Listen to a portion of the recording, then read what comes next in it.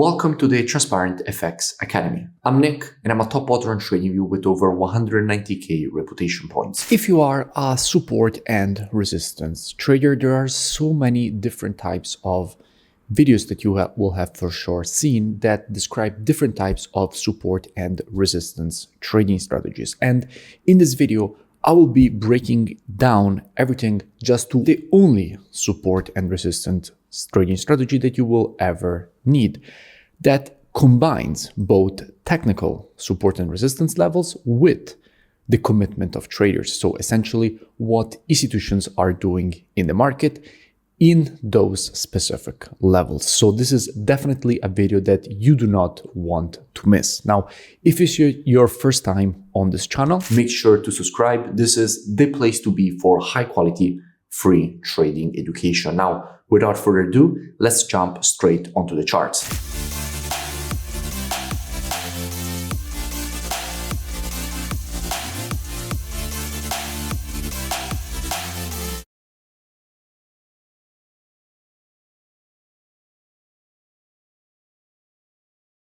So first of all, let's start with some basics. There are two different types of horizontal levels of support and resistance, which you really need to pay attention to, which are market structure and major turning points in the market. Those are major levels of support and resistance, which the market most of the times will reverse at. So essentially, these two levels give you, first of all, the intermediate structure when the market is in a trend, and the reversal points when you have long-term movements which approach these very important levels. Now, let's start from the market structure. Now, market structure is created as the market is progressing in a trend. So let's say the market is in a downtrend. Therefore, it is creating lower lows and lower highs. While it is creating lower lows and lower highs, it will be creating a series of structure levels, which are essentially the previous levels of support that at that point becomes resistance. So essentially these levels here. So levels at which first the market was finding support, therefore creating rejections to the upside, which after the market breaks them to the downside becomes resistance. Because as we know, in the market, previous support, once it gets broken to the downside, becomes resistance. And just even if you already know these basic things, don't skip the video, keep watching, because it is important then for later on when things will start getting a bit more advanced. Now, as the market is progressing through these levels, it continues to shift from breaking the level that is previous support, retesting it as resistance, breaking the level that is support with the move to the downside, which becomes resistance. The market goes and tests that previous support and resistance, and then continues lower. And this is market structure. Now, the same exact thing is valid when you have an uptrend, right? The market is creating a series of higher highs and higher lows. And also here you have the exact same situation, right? You have levels of previous resistance, at which the market had created a high. The market then breaks the level to the upside, which becomes previous resistance turns support, and then goes for the retest of the previous resistance turns support, continuing higher. And this is how market structure is created. So this is the first of the two different levels of support and resistance that really matter. The first one is market structure, so continuously changing between support and resistance. And this is valid both for a downtrend and for an uptrend. If we are to take a live market example of this, let's go 1 second and check this chart and see if we can find one. Well, very simply here, we can notice how the market during this move to the downside was in fact in a downtrend. So let's go and identify those market structure levels that the market was creating during the move to the downside. Now, in this case, since we are in the downtrend scenario, we will have previous support turned resistance levels. So previous levels of support which the market will break to the downside, go for the retest, continue lower, break to the downside, go for the retest, and continue lower. So let's go and identify them on this chart. Now, what we can see here is that immediately we can identify one, right? The market here was finding support, broke to the downside, went for a retest, respected as resistance. Look here, exact same thing. The market broke it to the downside and went for the retest, continued lower, another retest, continued lower. Here, another level. We have previous support and resistance also here. right? So these are quite important levels, and we can see how precisely the market respects these zones.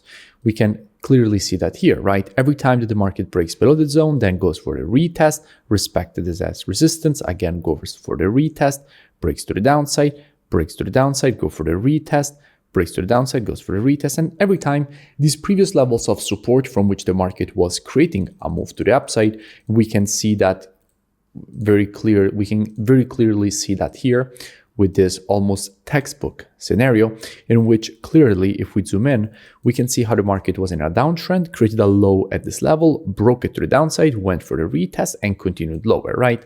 That is exactly what we were doing here before with the drawing, right? Previous support and resistance broken, retested to the downside. These are very important levels and keep them in mind. This is the first type of the two support and resistance levels that you really need to pay attention to. And later on, we will be combining this also with the order flow to see how institutions move their orders inside of these levels. So keep this in mind. The second level, okay, that you really have to keep in mind of a support and resistance are the major levels at which the market usually reverses, okay? So if we have to take like a macro view of usually how the market moves, you will have some major levels of support and resistance, okay? And which are this second type that I'm about to speak about. And inside of these levels, the market is creating market structure. So essentially continuously shifting between support and resistance. So you will have a test of one of these levels. The market will then reverse to the upside, enter into an uptrend, and in this uptrend, essentially, you will see the creation of market structure, so previous support and resistance, and then at these levels is where usually you will see the reversions. So this is essentially what you would expect, okay? Major levels at the top, at the bottom, and then in between, essentially, the market is creating market structure, so shifting in between previous resistance turned support and previous support turned resistance, right? So if we are to identify even these ones as support and resistance zones, just to be more coherent with our drawing, we would be using the same boxes. So these are the big boxes, are the major levels at which the market tends to reverse the trend. And when it is trending, so in between the levels, you will see previous resistance turn support being created and previous support turn resistance being created. So exactly the type that we just identified. This trending market here is the type of support and resistance that we have exactly here, that we have just identified in this downtrend. And these are the major levels that I'm currently explaining. So that's second type. So let's go and identify some of these major levels at which you have these shifts on an actual chart. So for example, we can identify one of these levels being exactly here. Now, why is this a quite important zone for this market? Well, what we can see is that from here, multiple major moves to the upside were created. We can see here and here. Now, if you have a zone at which the market has already reversed twice. So we can see, for example, here we were creating lower lows and lower highs. The market got rejected to the upside here. We were creating lower lows and lower highs when the market tested its zone, shifted to creating higher highs and higher lows. So when the market multiple times is creating lower lows and lower highs, therefore it is in a downtrend. It tests a level and rejects to the upside, shifting from a bearish market to a bullish market, because essentially shifted from creating lower lows and lower highs to then creating higher highs and higher lows. That is one of these major levels here that I'm speaking about. Okay, so the second type. And at these levels, you expect the market to shift trend.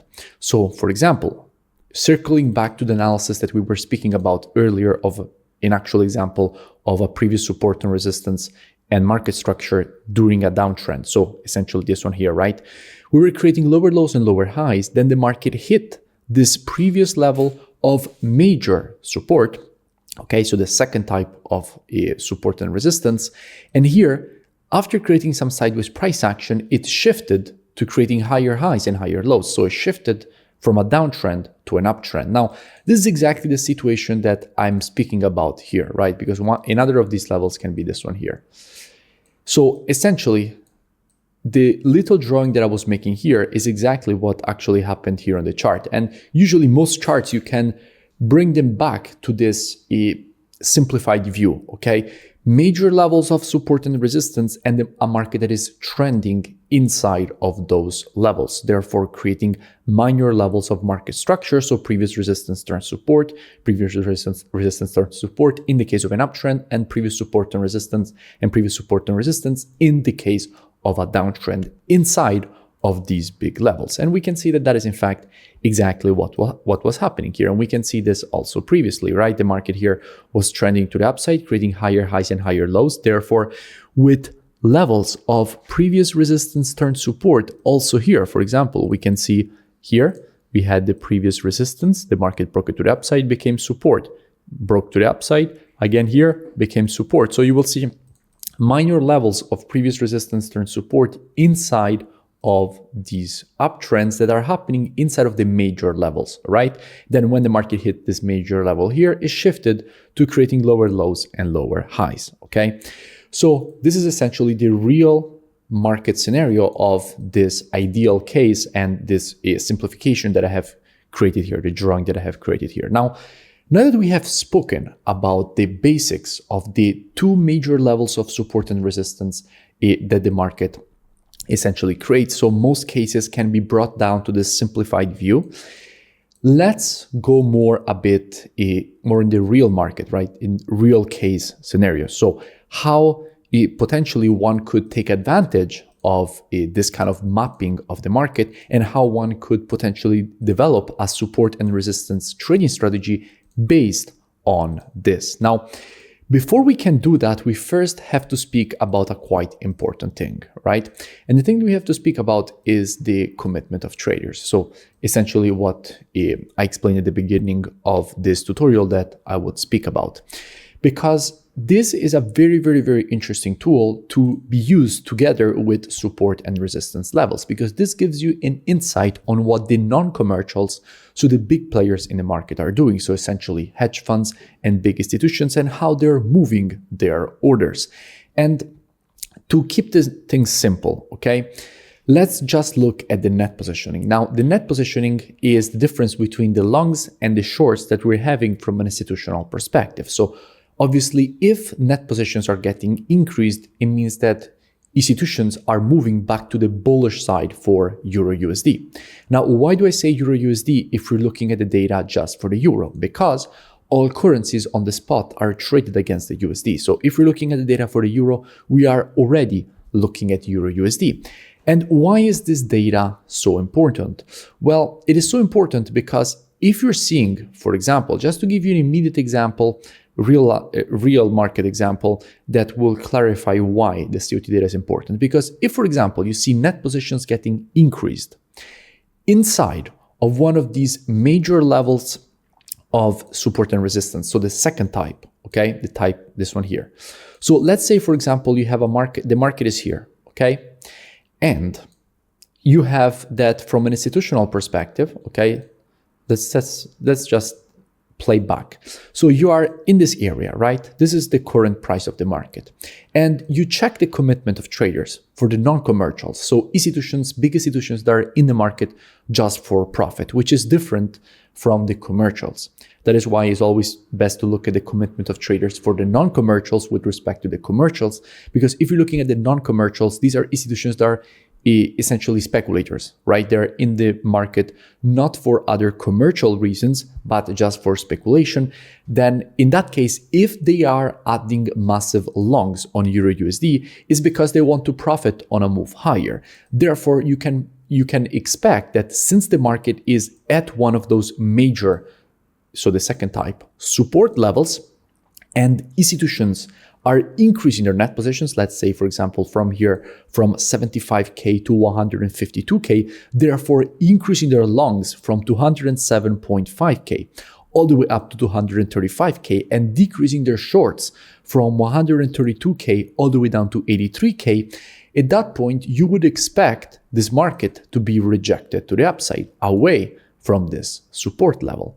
Now that you know that you would expect a potential rejection to the upside away from this support area, that is when the first type of support and resistance levels come into play. Because at that point, you know that you have these intermediate levels of previous resistance turn support that the market is supposed to create. Therefore, at that point, when the market starts the rejection to the upside, so we can see here that the market is creating the rejection to the upside, you would expect levels like this to be respected as support if the market tests them. And in fact, we can see that that is exactly the case. The market retested this level and immediately rejected it to the upside, because in this specific case, for this example, we saw that institutions were increasing their net positions. We were inside of a historical support zone, and you would expect previous resistance turn support to be respected at that point during the move to the upside. So you would expect levels like this of intermediate market structure, so in this case, previous resistance turn support, to be respected